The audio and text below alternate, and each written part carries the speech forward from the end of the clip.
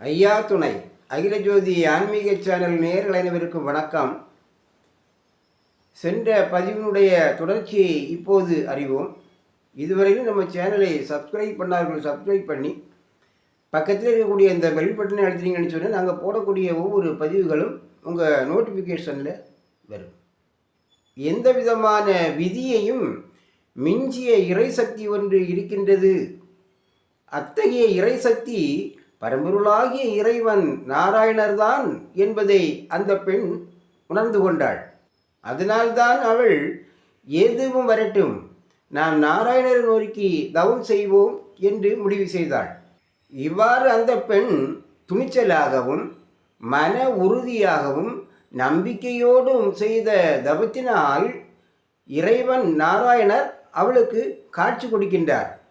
அன்றைக்கு அந்த பெண்ணின் மன உறுதியைப் போல இன்றைக்கு நம்மில் எத்தனை பேர் மன உறுதியோடும் நம்பிக்கையோடும் ஐயா வைகுண்ட பரம்பொருளை வழிபட்டு வருகின்றோம் என்று சிந்தித்து நாம் ஐயா வைகுண்ட பரம்பொருளை மன உறுதியுடன் வழிபடுவோம் என்று நம்பிக்கையோடு யார் ஒருவர் வழிபட்டு வருகின்றார்களோ அவர்களுக்கு இறைவன் வைகுண்ட பரம்பொருள் தானாகவே முன்வந்து அவருடைய தேவைகள் அனைத்தையும் நிறைவேற்றி வைப்பதோடு அவர்களுக்கு ஏற்படுகின்ற துன்பத்திலிருந்தும் அவர்களை காப்பாற்றி அருளுகின்றார் என்கின்ற உண்மையை நாம் அனைவரும் உணர்ந்து கொள்ள கடமைப்பட்டிருக்கின்றோம்.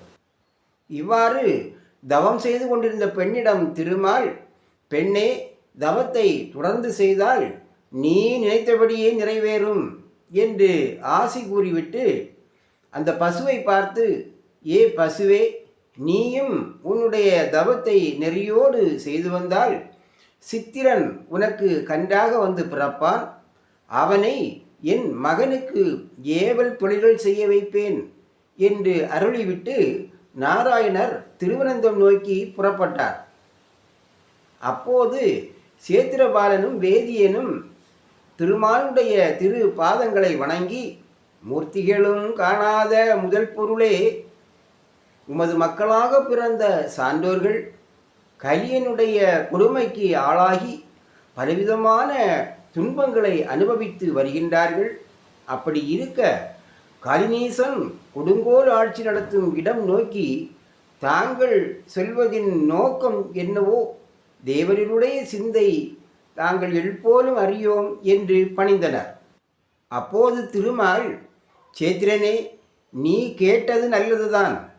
அதாவது சான்றோர்களுக்கு உபகாரம் செய்வதற்கு முன்னதாக இந்த கலிநீச மன்னனுக்கு சில புத்திமதிகள் சொல்ல வேண்டும். மேலும் குரோணி முதல் இந்த நீசன் வரையிலும் அவரவர்களின் அழிவினால் எனக்கு எந்த ஒரு இழுக்கும் ஏற்படாதபடிக்கு நான் சில செயல்கள் புரிய வேண்டியிருக்கின்றது. மேலும் சான்றோர்களிடம் மட்டும் நீர் போயிருந்து அவர்களுக்கு ஆதரவாக இருந்து கொண்டு எங்களை வேண்டும் என்றே திட்டம் போட்டு அழித்து விட்டீர் என்று இந்த கலிநீசன் பின்னால் என்னை குற்றம் சொல்லுவான். அப்படி ஒரு சொல்லுக்கு இடம் கொடுக்காமல் இப்போது நான் நீசன் இடம் சொல்கின்றேன் என்று கூறினார் நாராயணர். இதனுடைய தொடர்ச்சியை நாம் அடுத்த பதிவிலே அறிவோம். ஐயா துணை.